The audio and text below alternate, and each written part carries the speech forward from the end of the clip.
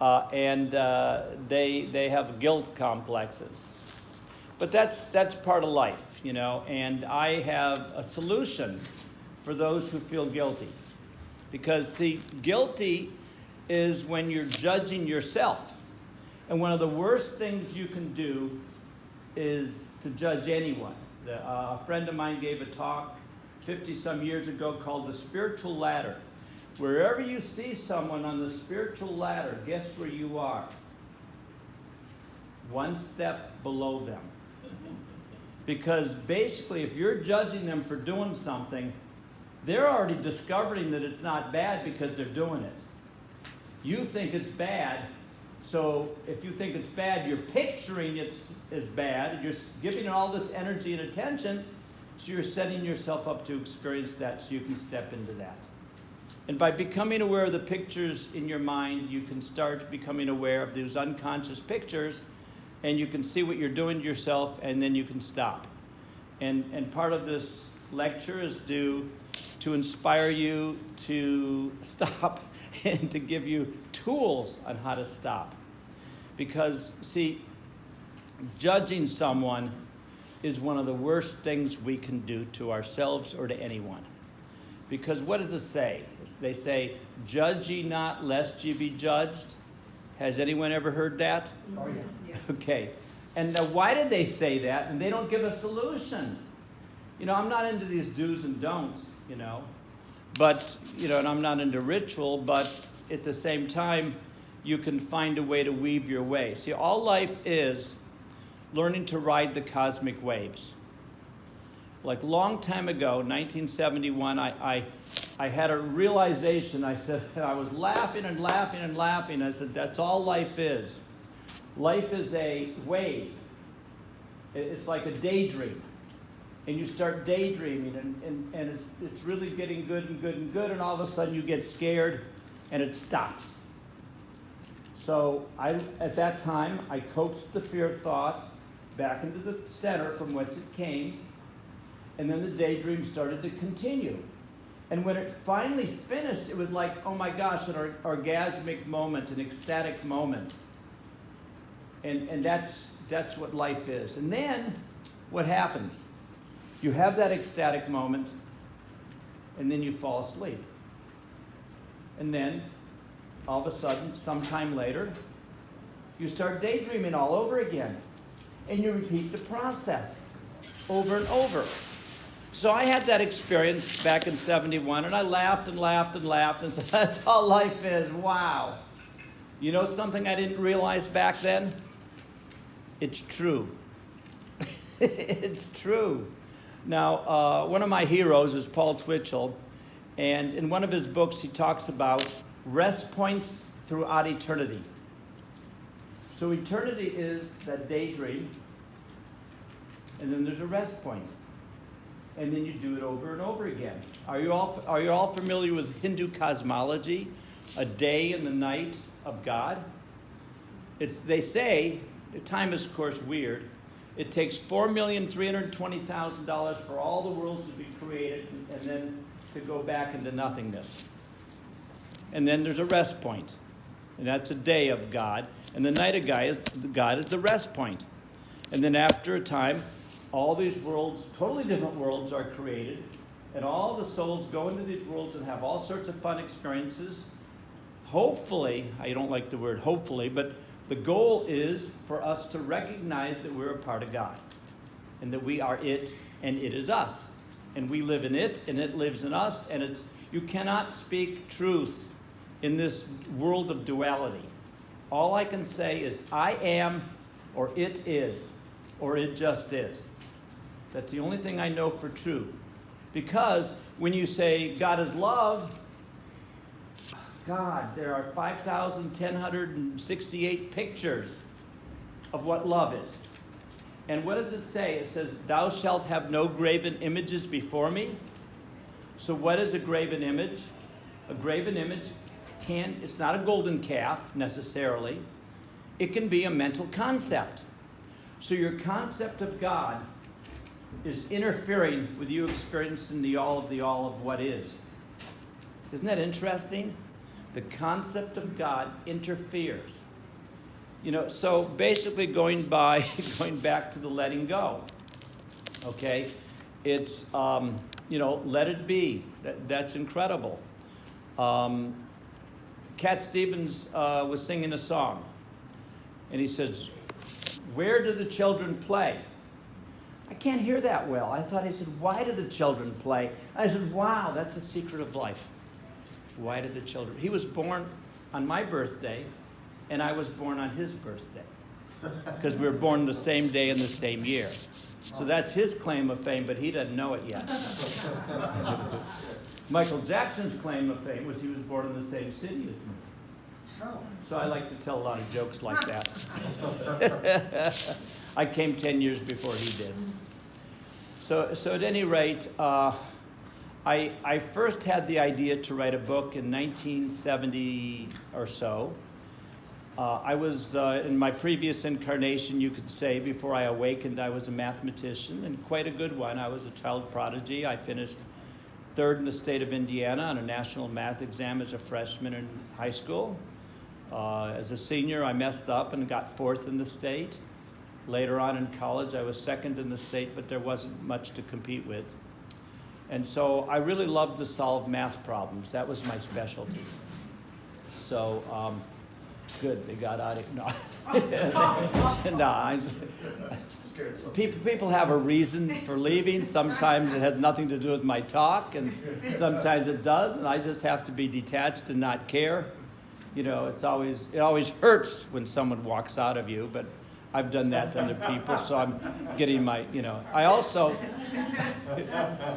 I've also learned, see, we got 2 ears, 1 mouth, so when I'm talking, I'm listening twice as hard as I'm talking, because I got to figure out whether or not figure, but I got to recognize whether I'm being received well, and then I have to listen so I can know what to say, because I don't know anything. That's part of my claim to fame.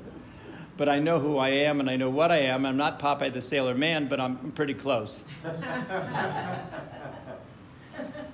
So, at any rate, judge ye not lest be judged. Now, this is really funny. So when you judge something, you picture, like we already talked about that. And when you judge yourself, that's guilt. So when you feel guilty about doing something, here's what you're really doing. You're sentencing yourself to repeat it every time you feel guilty until you do it with joy. See? Now, if I'm going to overeat and I'm going to do push, pull, I'm sentencing myself to overeat again. But if I'm going to say, I don't care what the fuck, I'm just going to enjoy it and get sucre out of it, now I don't have to do it to get the experience. And like I used to reach for this yogurt with sugar in it, but I didn't know it was sugar. But, I reached for it, and my arm would pain. I didn't care. I'm going to eat it. And I ate it. And I messed up my whole mental, it clouded my vision and my mental perception. Next time I reach for it, same thing. The next time I reach for it, it ain't worth it. So that's how we stop doing things. We allow ourselves the freedom to do what we do, totally willing to pay for the consequences. And that's the key. We're totally willing to pay the price. And that gives us freedom. Now, so the antidote of judgment, this is really exciting. A judgment, and there is like the off switch and there's an on switch. And the on switch is observe. Have you ever watched the sunset? How beautiful it is, how pretty it is, or really appreciating it? That's called observation.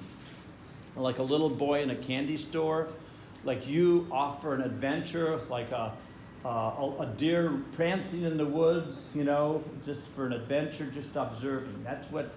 That's the solution. Why do the children play? Remember that? Life is an adventure. Okay, how many children's stories? Did you realize that there are so many children's stories to start with? The Adventures of Winnie the Pooh, The Adventures of Alice in Wonderland, The Adventures of Sherlock Holmes, The Adventure of Aladdin, The Adventure of Robin Hood. It goes on and on. why do you think they talk about adventures? And that's because life is an adventure. And when you forget that, you get into that mental realm. And that's no fun. But life is always an adventure. Now, one of my favorite sayings is, thinking without feeling brings about woe. That's actually a Paul Twitchell quote. He's one of my favorite heroes, but I've got a few others. Feeling without thinking brings grief. So that's a conundrum, and you got to finally eventually figure out that when you can get the feelings, your emotions, and the thoughts, the mind, in harmony, then you're free. And so now, when woe is woe like? What does woe feel like? Well, there's a book by Shakespeare called Hamlet. And there's a famous saying, "Oh, woe is me." And he's consternated in thought because of all the lies and all of whatever he did. So that's woe. It's not a very pleasant state. And now grief is a little bit more innocent, okay? Like you can picture a woman grieving over her husband dying, over her grave. Like there's a famous picture of a woman from the French paintings lying on the grass or whatever. But see, when you're grieving someone dying, you don't have the structure to realize, if you read any of Rumi's poetry, when have you ever been blessed by dying? I died as a mineral, I became a plant. I died as a plant and rose to animal. I died as an animal and became a human. When have I ever been blessed by dying? And so, when you realize that there is no death, and if you've been fortunate enough to have a near-death experience, a near-death or an out-of-body experience, or somehow been able to touch the hem of God's robe or whatever, you realize there is no death, and that you don't have to grieve for them. They're fine. If you're the one that misses them, and eventually you learn on that death is with every death there's a birth. So if a dog dies and you're thrown into another world, it's not that the dog died, you died from that world and you're born into a new world. And so, we have to change our perspective, and by changing our perspective, we can become more free. And it doesn't matter whether what you're doing is right or wrong, because, see, I don't believe in beliefs. Okay, what's a signature of a belief? BELIEF.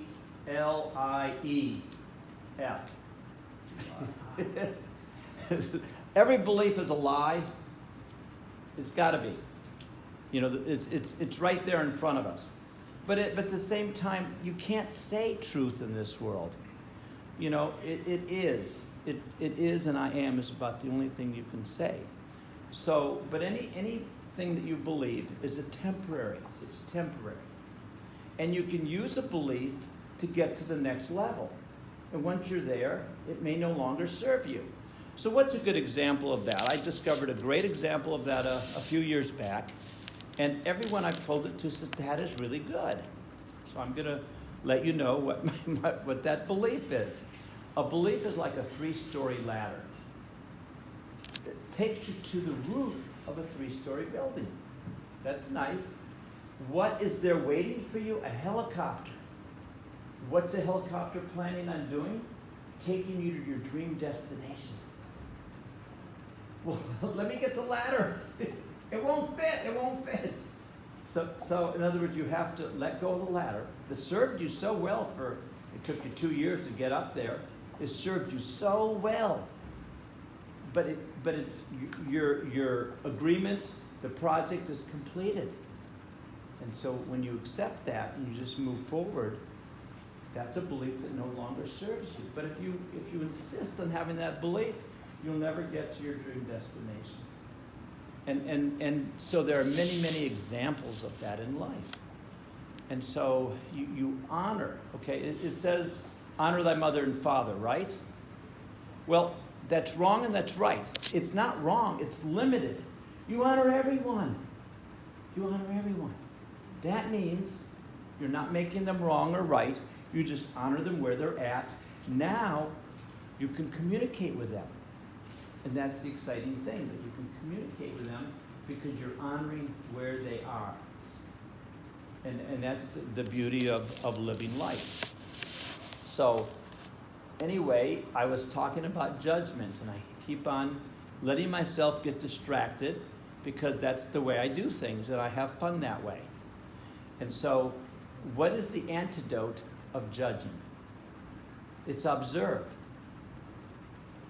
Now, what's beauty about the word observe is that it comes from the word serve. And so when you're observing, you are serving. There's only one thing you can serve. It's not helping people. I don't want to help someone rob a bank. That doesn't help. That doesn't serve them, see? So you serve, and you serve that which is, or call it God if you like. And so when you're, now, a lot of people can't tell the difference between a judgment and an observation. I would just, you can't understand the difference. Because we talked about observing is when you see a sunset, you're not trying to change it. You're not complaining. So what is the dark lining in a judgment? And I pondered on this for a couple months, and finally about 6 months ago, I said, oh wow, it's a complaint. There's a book by Dale Carnegie's daughter for teenage girls. And this one lady was complaining about her boyfriend, and she said in that chapter, well, you did all the 3 C's.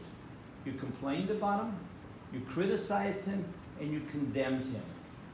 Look at the pictures you're looking at when you complain. Look at the pictures you're looking at when you criticize and when you condemn. You're creating your reality by those pictures. Don't do that to yourself. You can. You have free will, and that's what we're given. But one of my premises, besides that there's no time and space in life, is that God is a loving God. That means God has no intention. Well, first of all, God is not a person. It doesn't even think like that. Frankly, it doesn't even think. but if there is a loving God, it would want rehabilitation, not punishment. Punishment does no good. We want you to be awakened and discover who and what you are. Not just who you are, but what you are. Thank you. And the self-image that you have is one of the most important pictures you possess in your mind. I was at one time saw myself as an absent-minded math professor. And I had a girlfriend, and she was going to be my social secretary and take care of all my life, and I was just going to do math all the time because I really got off on having those peak experiences of solving math problems. And then this wasn't to be, and so Craig came into the picture. At first he was the evil one, but then he became the great one, the knight. Lori fell in love with Craig. And so for 2 years, I dated Lori, and then he'd come down for the weekend. I said, wait a second, we've seen each other 40 days in a row and I can't see you. At any rate, a year and a half later, he knocked on my door. He actually started writing me, and since I was very naive, I started writing back. He said, well, if Lori likes you so much, then you must be a very, very interesting person. I want to get to know you better. And so I didn't know any better, so anyway, he knocked on my door the last semester of my senior year at Indiana University, and we stayed up all night talking about all the lies she told him and she told me, and we waited outside her door at 7 in the morning. At that time, that's the way it was at Indiana University in 1970. So at any rate, she wouldn't come down, which is very smart on her part. But at any rate, I was sort of became a zombie because I realized that from the stories he told me, I realized that actually he could give her what she needed, and I bowed out, And so I was sort of depressed and walking around a zombie. The only thing that kept me alive probably is the fact that I had to teach math twice a week. I taught an honors math calculus class. I was a TA that did the problem solving for them. I had a realization sometime in that period around February 1st, 1970. And I realized I needed to get involved in music, art, and dance. I was too left brain. My liberal arts courses was philosophy, logic, economics. I did take 19th century painting and appreciation of music, but I was very, very left brain. And my younger brother always said that I reminded him, I was for him Mr. Spock of Star Trek. You know, that's how I probably was in high school. I didn't know it, but anyway, that's how he saw me. I was also, one of my favorite experiences as a kid when he came into the living room after I was in college for 1 year, he said, "Hey Rocky, look at this. Phil, sing the musical scale." So I did. Do, re, mi, fa, sol, la, ti, do, or however I said it. And then they continued to laugh for half an hour, and every so often he would come up with a breath of air and say, "See, Rocky, I told you he was tone deaf." But anyway, so I was very left brain, and I had this experience, and I realized I needed to get involved in music, art, and dance. 3 years later, I looked back at the experience after having incredible spiritual experiences after that. What happened, I got connected to that water from once you drink, you never thirst again. And this is pretty good for a... Hey, we got a commercial. Hey. Can you dance for us for the music? Let's do a vaudeville. Yeah.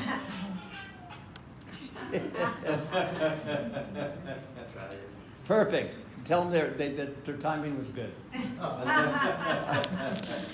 So what happened, they took me out of my body, 2 or 3 spiritual beings. They showed me the overhang of about 6 or 9 indoor handball courts where these women were doing music in 1/3, doing art in the other 1/3, and doing dance in the other 1/3. And they're saying you need to pick yourself up by the bootstraps and get into that. In other words, you have to become a feeler because you've been a thinker. That's why I talked about the thinking and the feeling. One of my favorite books at that time, it just blew me away. Every day at walking to math classes, I would be thinking about the book. It was Narcissus and Goldmund by Hermann Hesse. Hermann Hesse was a German man who wrote Siddhartha and Steppenwolf, great books, and I read for every 2 years, like clockwork, I would read one of his books. But I didn't realize until 20 years later when I looked back at it. So, you know, it's like everything is ordained by God. That's the way it works. And the more you see that, you know, you don't want to argue with reality. And here's something else that's related to all this is instead of complaining about what wasn't, you enjoy what is. So if something happens and someone doesn't want to be with you or whatever, then instead of pouting or crying or complaining, you just get in the moment, look around you, see life as an adventure, and start enjoying what is. Unbelievable the difference that makes. Because that can save you months and days and minutes and hours of pain about complaining about what wasn't and just enjoying what is. Now, 25 years ago, I was meditating. I came home from my office in 1997. At 3 o'clock, it was rather strange for me to do that. I was meditating at my house, about a mile away from my health food store. And all of a sudden, I'm gone 20 minutes, because that's what happens, I leave. And I come back, and I was trying to find a new name for my company, because my company was Awareness and Health Unlimited, and it was pointed out to me, or somehow it dawned on me, that I thought unlimited was the positive, but Pythagoras says unlimited is the negative. Limit is the positive. You need boundaries. Otherwise, it goes on and on and on and on. And so I was trying to find a name for my company called with the word transformation.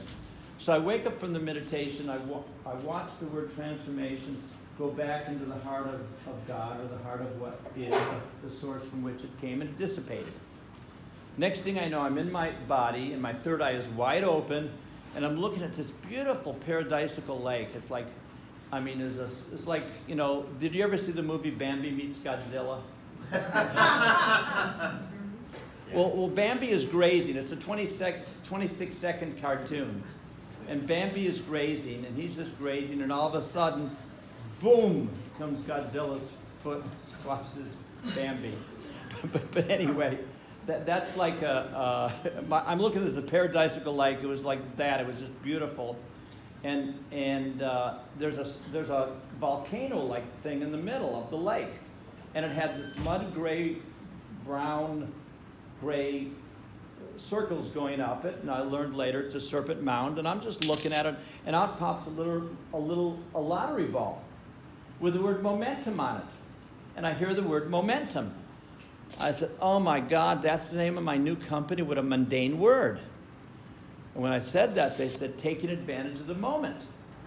I said, wow, I never realized moment came from the word momentum. Did you know that? Did you ever realize that? No. No. I mean, you know, it's like common things, like observe coming from the word serve. So I said, okay, and so I've already accepted it. Okay, that's the name of my new company, Momentum, seeing my stationery, taking advantage of the moment. I said, okay, where's the beef? You know, like that 1981, that 81-year-old lady in the Wendy's commercial. And so then they said, propelling yourself into greatness. I said, wow. And then the third eye closed, and it was blackness, and I got up and I wrote it down. I didn't have any paper. I found a database and I wrote it in there. It took me 2 weeks to find that database. I couldn't remember for the life of me what it was. But that's amazing.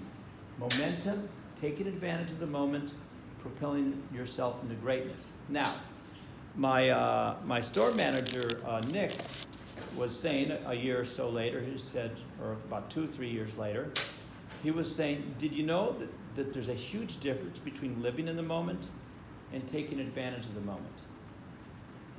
Living in the moment is living in the moment.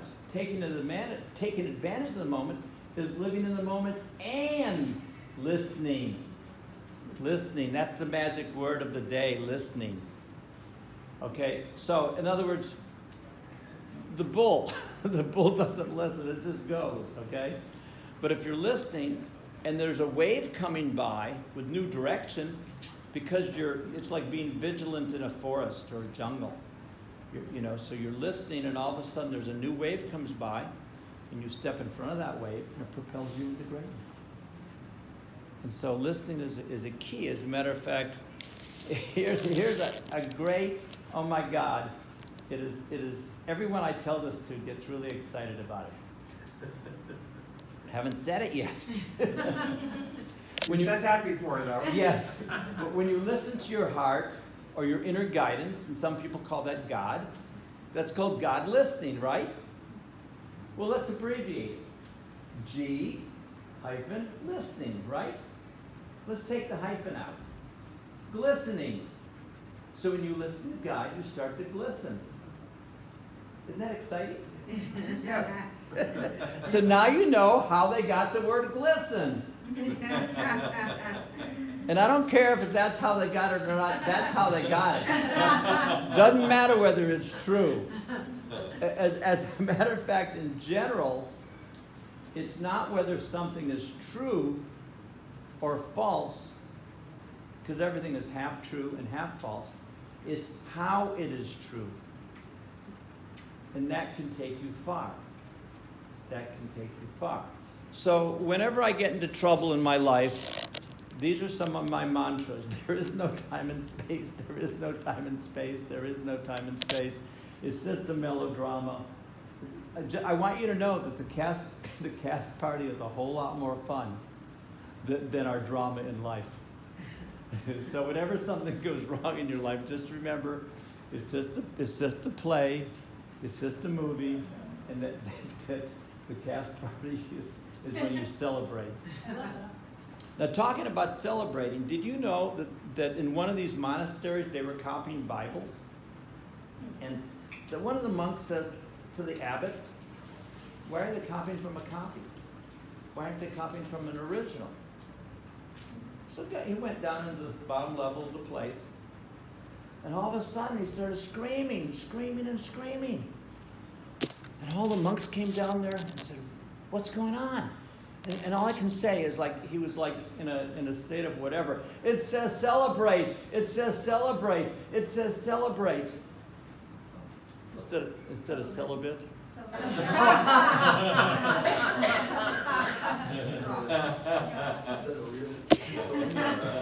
No, it's not a true story. Hey, you know,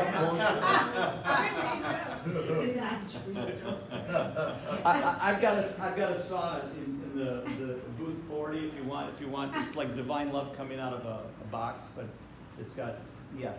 Do you know the word asking means? No. As the king. I like that. Yeah, because a king can't rule, you know, he has to ask. He has to have lots of people around him as the king. Asking. Yes, I love that. That sounds like a Phil Wilson thing. Maybe the next time. Yes, okay, good. I'll remember that. So I've got a sauna over there at the booth 40. You know, go in. It feels like you're basking in divine love. But anyway, your grandma's giving you a loving hug. You are a far-infrared light being, and water is a far-infrared molecule. Daniel Brinkley, I love him. He loves me. We're great friends. He says we are spiritual beings, but we are actually spiritual far-infrared light beings. And so I go to my booth, you know, and I tell people, you know that song by James Brown, I Feel Good? Yeah. I tell him, well, he after going to the relaxed sauna, he wrote the song. He just jumped out spontaneously and wrote the song. And then finally someone says, well, he wrote that song before the sauna ever existed. I said, yeah, he had a dream. He was finished in his previous life. That's right. So, exactly. Well, yeah. So it's you know, I just have fun. Okay. I mean, it's like I learned that from my father, and my little brother carried it on, and he was always telling jokes. I never told jokes, but I give talks. And in the process of giving a talk, I end up having fun. And when I have fun, sometimes I tell jokes, okay? Mm-hmm. But the name of my book is Pictures of the Mind. You can go to picturesofthemind.com. You can go to philipawilson.com. Remember, I'm Philip Wilson, and they have that band, Wilson Phillips. Yeah. My middle name is Anthony, but my website is philipawilson.com. And I'm going to start putting things on those websites. Like this talk will be probably on there partially as an audio, because I'm taping it secretly. I was looking for the... Yeah. I got my cell phone here. 32 minutes already. I missed the first minute. I forgot. But I've been writing. But the first title of my book was originally Autobiography of a Mind, and that's when I thought I was a mind. But then after I had a Kundalini yoga experience or Kundalini awakening experience, and my whole body was electrified, and I felt like I was naturally tripping, and all of a sudden, see, before that, I said, oh my gosh, I can't believe all these things I know, and hardly anyone seems to know this. But before that, after I had my first out-of-body experience, and I spent the summer in Chicago, I said, I am so fucked up. Everyone else in life knows what life's about, but me, how come I got missed? And I was determined to find out, to catch up with the rest of them. And never in my wildest dreams did I realize that I had touched the hem of God's robe, that I had started drinking from that water, that I got connected with it. That water, from once you drink, you never thirst again. And I'm still as connected with that as I was way back. But how do you communicate? So in other words, I'm free. I've already accepted the fact I'm totally free. Because I know how to cope with the moment. So I have one mission only. How to do whatever I need to do. If I have to stand on my head and look like a fool, if that helps you awaken, I don't care. I know who I am. I just do what I need to do. And so my only goal in that respect is to do whatever is necessary. Get out of the way. Get out of the way and let it come through me and say to you what you need to hear so that you can make that next step in your journey, not to freedom, but of freedom. Because you don't want time and space. I have a quasi-definition of pain. You want to hear it? Mm-hmm. The awareness of time. Have you ever hurried? Ever worried? They rhyme. Have you ever waited? Have you ever had anxiety? That's all painful stuff, not necessary. So the awareness, now there's a book Can you by repeat that again, the awareness of time? Awareness of Time is my definition of pain. Okay, yeah. A quasi-definition, because it's, Definition, yeah. you know, it's not really a definition, but now there's a book by Paul Twitchell called The Talons of Time. That's a pretty scary picture. Yes. Wow. And you know what the evil ones are called inside the book? The time makers. Isn't that interesting? So by becoming aware that the villain, the evil two-headed god of good and evil is time. And if you let time control you, you become enslaved. As a matter of fact, whenever you try to control anyone, you become your own slave. And here's an example. I think someone was at some kind of camp park or something, camping with a whole bunch of people, and he was in charge of this little boy. You know, so he tied the rope around himself and gave the rope to the boy. And everywhere he went, the little boy had to follow because he was the slave. He was the captor. So there's an example of you are a slave to whatever you capture. So why would you ever want to control someone? It's like so somehow, some way, we don't want to figure it out. We want to realize. See, real eyes. Don't conceptualize. Lies. Okay, the bad word, lies. Okay? The world is crazy, it's backwards, it's like bizarro world. Okay? They call death insurance life insurance. They call sickness insurance health insurance. I mean, so just be aware that the world is backwards. When I try to solve a math problem, and after knocking my head against the wall 20 straight times, I said, okay, fine, I'll just do the opposite. And I get the solution. Incidentally, in this world of duality, when any problem comes into the world, see, there's no such thing as a problem. That's a man thing. That's a mind thing. There's only situations. But when the mind finds it perplexing, we call it a problem. Now, on the other side of that coin, always is a solution. So if you, the whole idea is not to see it as a problem, but see the solution immediately. But if you can't, it's like, so whenever there's a problem in this world, the solution's on the other side of the coin, and it's just a question. So, you know, when the world became toxic and more toxic, there's always going to be a solution. It's always trusting there's a natural remedy for any drug. I used to be against drugs. And I found 7, 8 times I found herbal products that would get rid of my asthma. And then one day it didn't work. So I went to the Student Health Center at Ohio State University and I got my Tedral that I used to take as a kid, and it worked. I said, okay, drugs have their place. Now, I don't get asthma hardly any, you know, I got it once in the last 20 years. But I had to learn drugs had their place. And ever since then, I always found herbal remedies. So if you're for or against anything, you exile yourself from the God consciousness, you lock yourself in duality. So my phone number, I'm still, you know, not that famous, so you can call me on the phone if you'd like. 626-200-8454. My email is phil@relaxsaunas.com. That's my company. But picturesofthemind.com, philipawilson.com are the websites. I had a whole lot of fun speaking to you. I had no clue I was going to talk about what I talked about today. What did you talk about? No clue. I've had fun. I believe that 98% of you had fun. 98% of the time.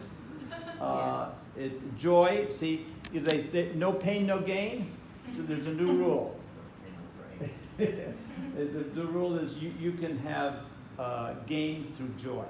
That's true. It doesn't have to be through pain. Right. Like Jesus came to bring the law of love instead of an eye for an eye, a tooth for a tooth. So, you know, life is what it is. I trust that you all had a good time, and I appreciate all of your attentiveness and all of your love and appreciation. And I have about 1 minute before I'm supposed to finish talking. So that's good. Sometimes limitations are good, because if I went on and on and on and on, you guys would get tired. You'd forget all the wonderful things that came through me. What's your booth about? That's what I was gonna ask. What's booth 40? I have a far infrared healing light I was sauna. just gonna say, is it Oh. infrared? That was my Yes, next. Yeah, yes. that's my question. Oh, okay. Yeah, so we are far infrared light beams. But go, you have a good hour. Experience the sauna. It's like, it's better than sliced bread. And it feels truly like you're being hugged by your loving grandma, or you're basking in divine love. And it gets rid of instant pain in 5 minutes, 100% to 50% of your pain without sweating. And Without sweating? Yeah, without sweating. Yeah, I mean, if you want to sweat, you can do 20 minutes and have the best sweat of your life. Not here. Leave your clothes on and go in. Is it portable? I mean, do you It's have- portable, yeah. It fits in a carrying case. It fits in a suitcase with a chair.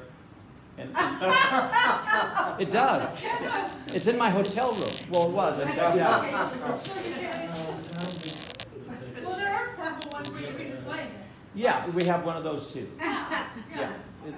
So go visit my booth at booth 40. Talk to my people. I got 3 guys there, 2 girls and Family two and guys friends and a guy. discount? Two guys and a woman. Thank you. Booth 4042. I said family and friends discount. Yes, yeah. Because we're here at the top. $200 off today. And I want to go on and on, but she says I gotta leave. But thanks again so much. I really appreciate it. Oh, the last thing, Venus stands for love, right? That's in astrology. Yeah. Yeah. But love, but they say Venus is appreciate and value. So anytime if the word love gets overused and people don't accept it, tell them how much you appreciate them or how much you value them. It'll like much more impact. I think so too. Okay, thanks so much, everyone. Thank you.